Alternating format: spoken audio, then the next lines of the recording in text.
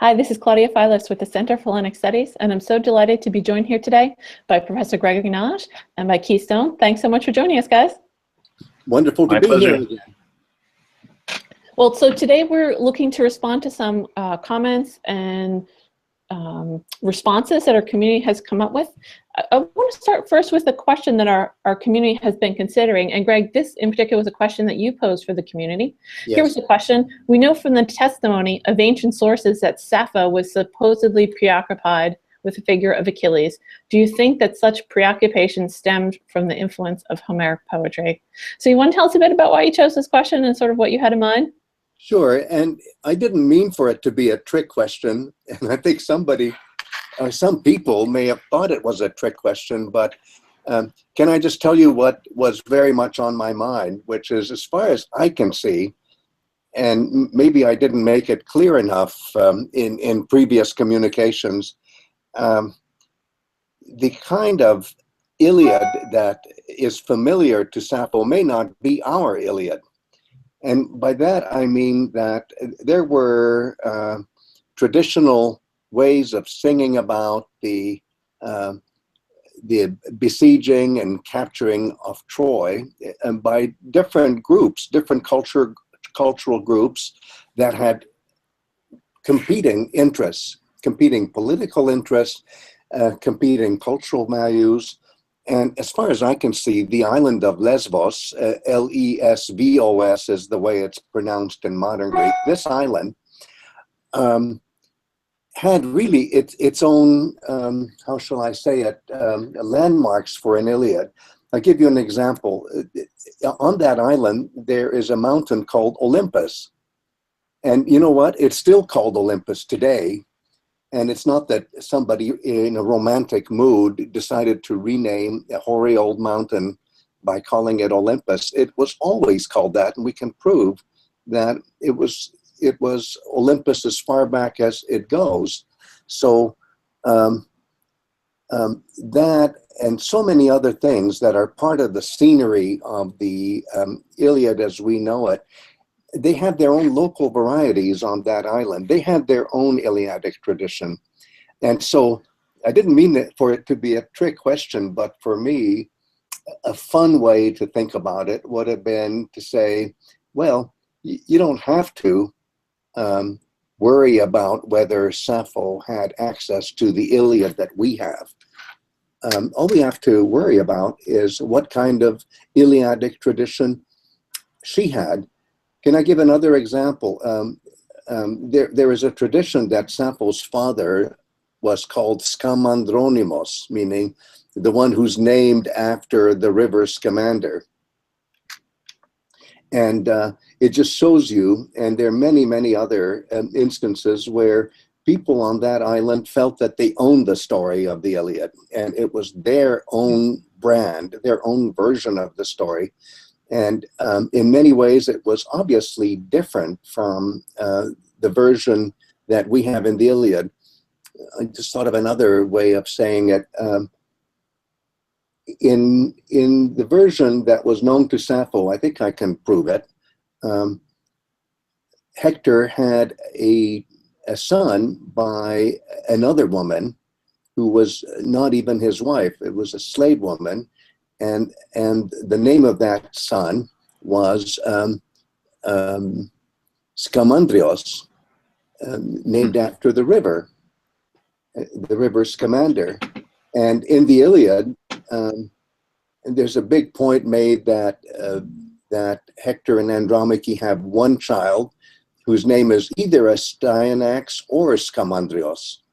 Well, that means that our version of the Iliad kills off the other boy, but we do have access to versions where people like Sappho's people claim that Troy was not completely destroyed, that the son of Hector, called Skamandrios, became the king after they recovered their resources, and it goes on and on and on. So what am I saying? I'm saying that it makes it even more interesting, I think, if we allow for the possibility that, yes, Sappho had not only access to, but was totally connected with an Iliad tradition, not necessarily the Iliad tradition as we know it. So that's what I was fishing for. Right. And, you know, I think what's really fun is that our community members were really thinking about and asking about sort of local traditions, right? I love Tanya's question. She asked, you know, did it start with the Iliad and the Odyssey? Which I think sort of begins to get to the questions that you're talking about, right? Exactly. Which means, exactly. right, were those the only two monolithic things being said? Probably not. So that's interesting. Keith, what are you thinking about in terms of this question or the responses? I was thinking about our Iliad. I was thinking about the history of that and Doug Frame's argument about kind of a guild of singers and where they went. And I can't quite remember the locales that they took part in. Well, there was the League of 12 Cities. Yes, yes, which was further down in Asia Minor, and there was another League of 12 cities, which became 11 cities further north, and those were Sappho's people, so to speak. In other words, they spoke a dialect that was related to the dialect that people on the island of Lesbos spoke. There are just so many traces of independent traditions. But could I also mention one other thing, and that has to do with the fact that Sappho's a woman, and that what she is singing with other women or girls is not just distinctly tied to the island of Lesbos, it's also tied to distinctly women's traditions. And do you mind if I tell very quickly? I can do it, I think, in two and a half minutes. Great. A story of an ethnographer who was doing field work in a part of India that is sometimes described as Middle India. I love the term because I think of all sorts of fictions having to do with middle countries. But anyway, this ethnographer was spending practically a whole year collecting epic traditions, things like the Iliad, and found many different male singers. And then one fine day, just as this ethnographer was about to go home because it was monsoon season, so it was time to leave the place where all the ethnographic collection happened, a little old woman comes up to this ethnographer and says, I can sing this differently. And then the ethnographer sits down and records what the little old woman says, and it turns out it has a different meter, that is to say a different rhythmical structure, a different phraseology, in other words, how the wordings are put together, different themes, that is to say how a storyline is handled and what the details are, and even different outcomes of the story. So on every level, it's related to what the men were singing, and there were all these hundreds of collected pieces of singing, but what this woman was doing was related but different in every way. And I emphasize related but different. And so then the ethnographer decides, I better come here next year as well. And the ethnographer did. And one thing I've deliberately done is suppress the gender of the ethnographer. Happens to be a woman. Her name is Joyce Flukiger. And I loved her experience so much that I actually got her to publish a book in a series that I edit. And the book is entitled Gender and Genre in Middle India. One of the best book titles I've ever read. And this Indian example, I think, is very pertinent to Sappho. Sappho, too, when she, in her songs, sings about, let's say, Hector and Andromache, will do it in a meter that's different from Homeric meter.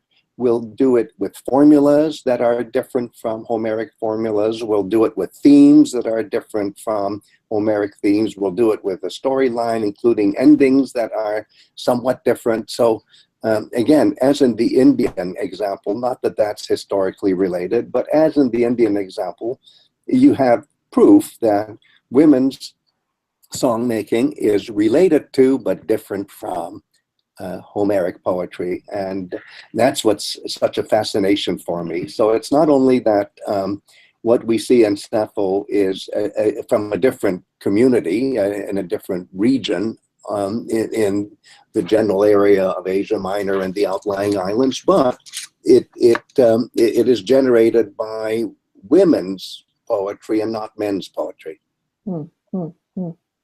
Okay. Sorry, go Keith. Oh, just thinking about how the body of Homeric poetry that we do have includes also women's songs, not specifically any wording that we can identify with Sappho, I don't think. But certainly women's laments are a big part. You know, Greg, you've talked about this. Yes, and like, I think maybe in the next hour or two of the book. And oh, here's something. Okay, so it's a medium. Homeric poetry is a medium that originates from men. However, embedded in that poetry are songs performed by women characters, and a lot of times the poetry goes out of its way to say, oh, these women belong to the Aeolian-speaking Greeks, not the Ionian-speaking Greeks. In other words, a kind of meta-Homeric, non-Homeric phase of Homeric poetry. I don't want to say layer, because layer sounds too geological, sorry. But even in Homeric poetry, you have traces of the kind of song-making tradition that is connected with Sappho. So you can even reconstruct some of that, and I've certainly spent eternities trying to do that.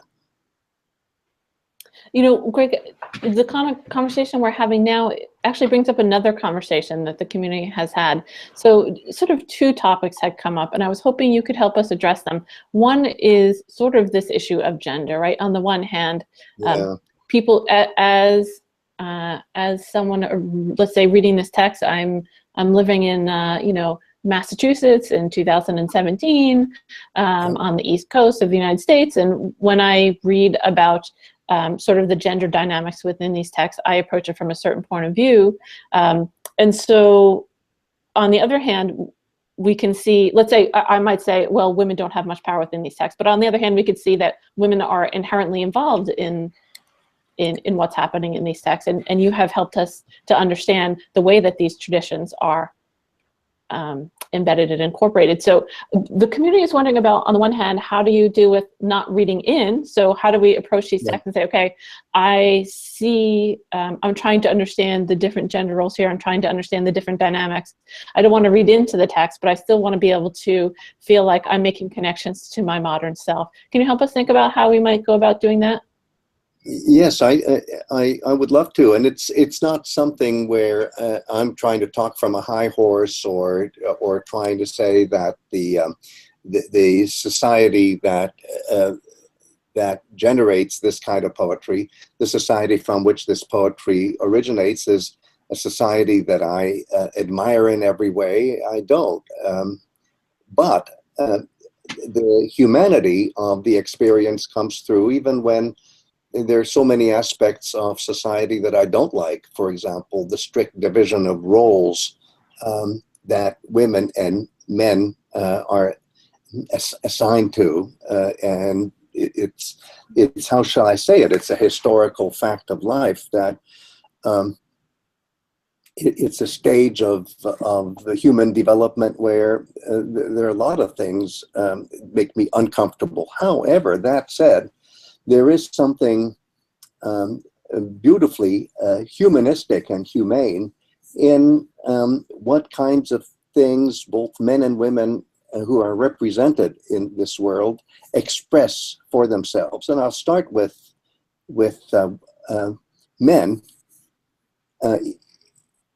It would be so tempting to say that something like kleos, which we translate as glory, the glory that is conferred by poetry, it'd be so tempting to say, well, how can we admire a society where glory is somehow connected to war and wartime activities? Right. This is the other thread that came up, right? And I'm going to start with that and then move to the experience of women and their limited roles in public life. Let me try this first. I say to myself, if you really ask yourself what you get kleos for, it's not for killing somebody in war. It's how you face death, and actually it's how you face being on the losing side. And that's why even in later years, like the Athenian scene in the 5th century, when public intellectuals talk about why they're inspired by the Iliad, it's because it's something that teaches you how to face death. Okay, it's in war, and we all dread war, but how to face death in war when you're on the losing side. And in fact, the example that people in classical Athens bring up regularly is Hector, who's on the losing side, and what goes through his mind when he's about to be killed. And he says, well, all right, I'll be killed, but at least somehow the way I face death will give me kleos, or glory. And I wish kleos could be achieved in other ways in that medium, but that is the bottom line. How to face death. It's not, I'm going to get credit for killing somebody else. That's definitely not the case. And in fact, I would say that regularly the poetry expresses its own moral disapproval of questionable actions that involve cruelty, brutality, and all the other things that we dread about war. And so even Achilles does not get away scot-free, hardly. I've argued in so many ways over the years that he is actually being questioned in how he behaves even in certain contexts of ritual, because he's so polluted by anger, by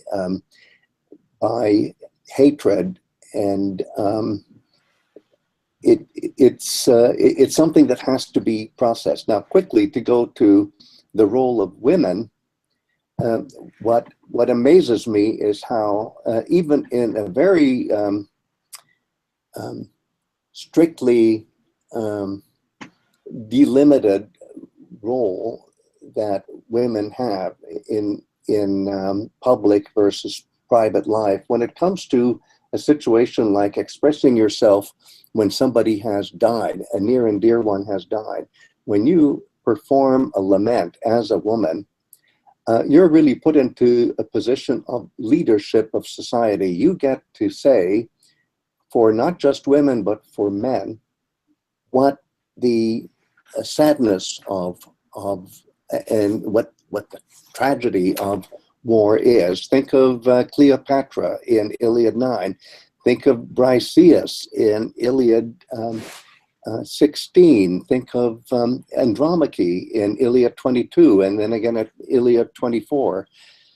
I sometimes say to people in live encounters that even though the Iliad is a medium that originates from men's performances, the component of what men sing about in the Iliad is, I would say, 60% women.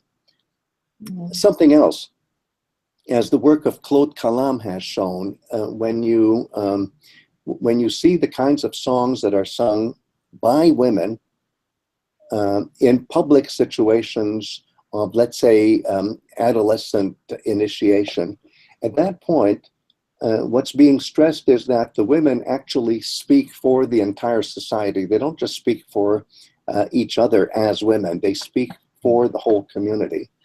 And it's not just lament, but it's other kinds of song-making situations where women and girls sing and dance together, where it's very clear that what they're singing is supposed to be education for the whole community. Mm-hmm.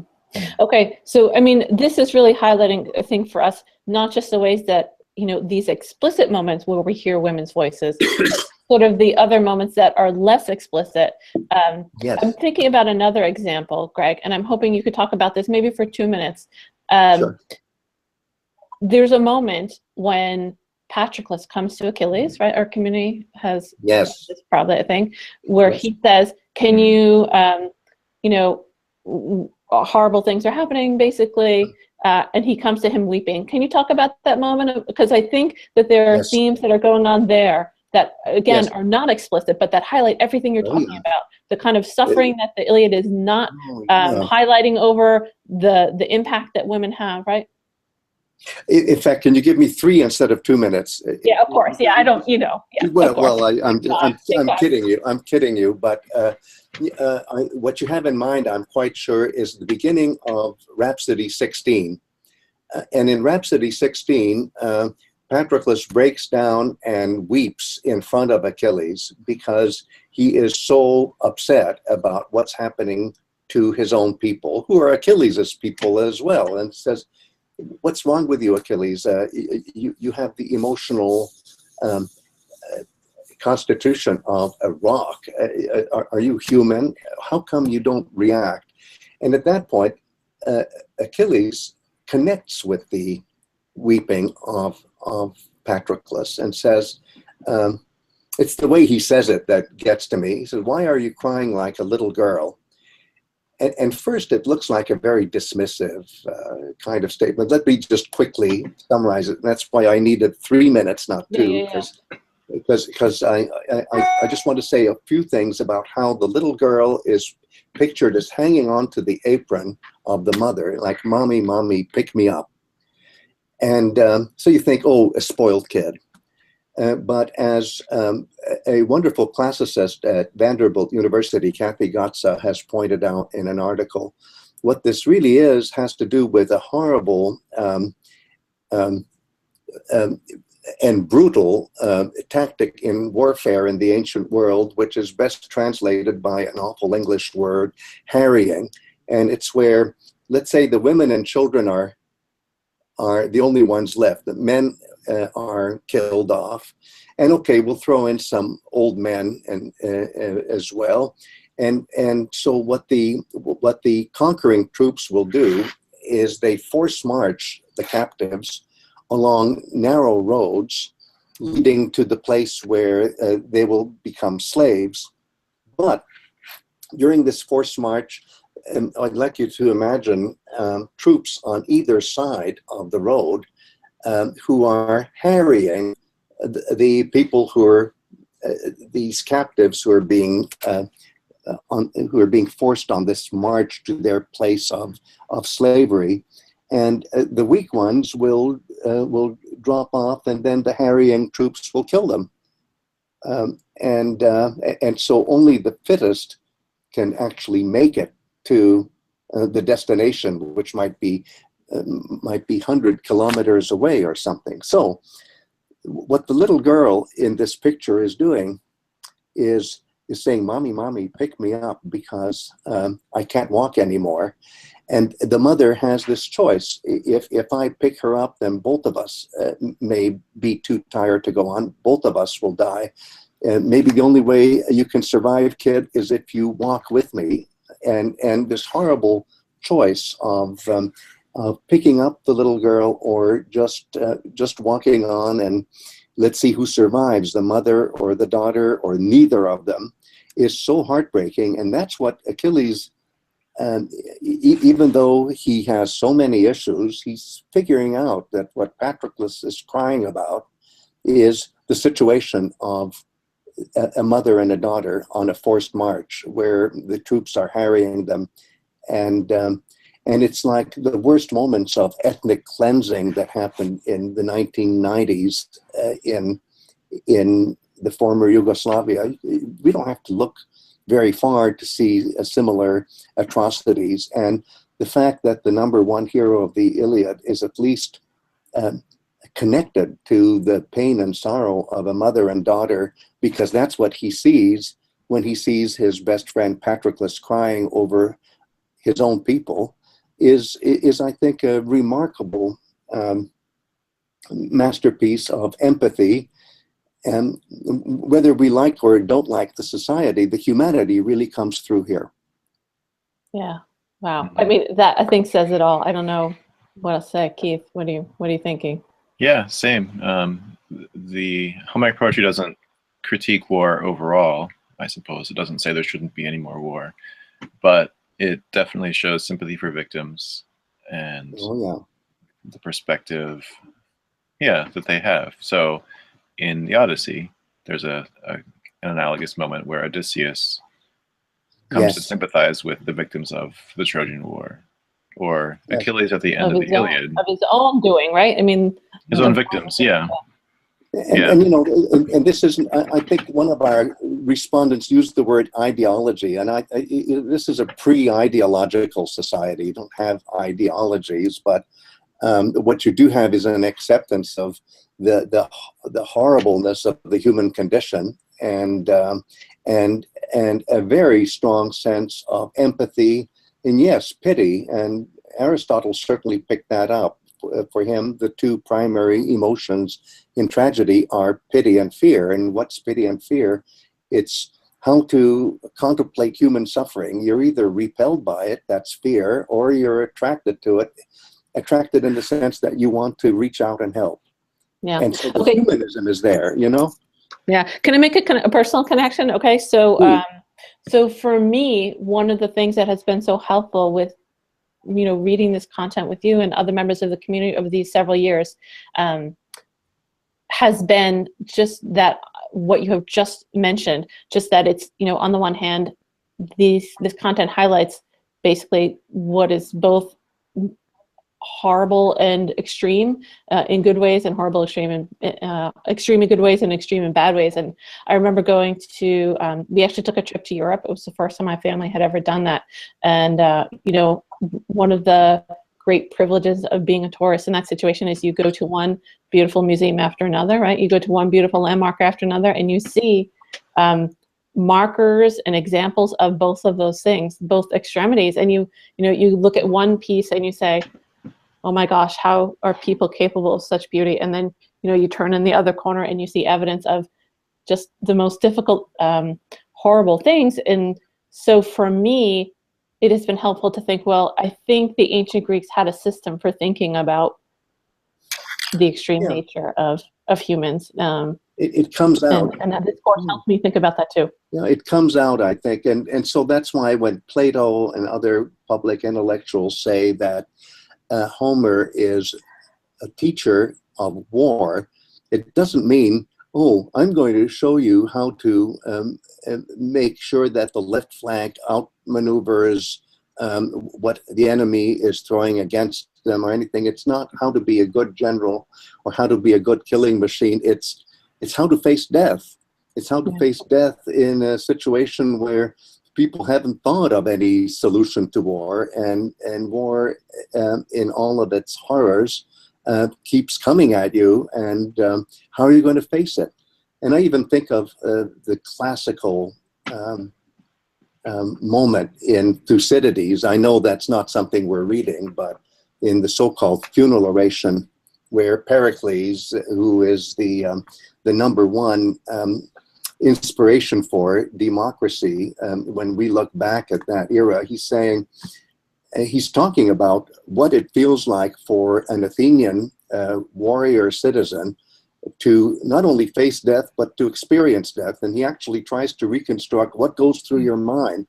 What are the last thoughts that go through your mind when you're being killed? So it's a lesson in how to face the worst kind of fear, the worst kind of threat to life, which is being slaughtered on the battlefield. And what goes through your mind?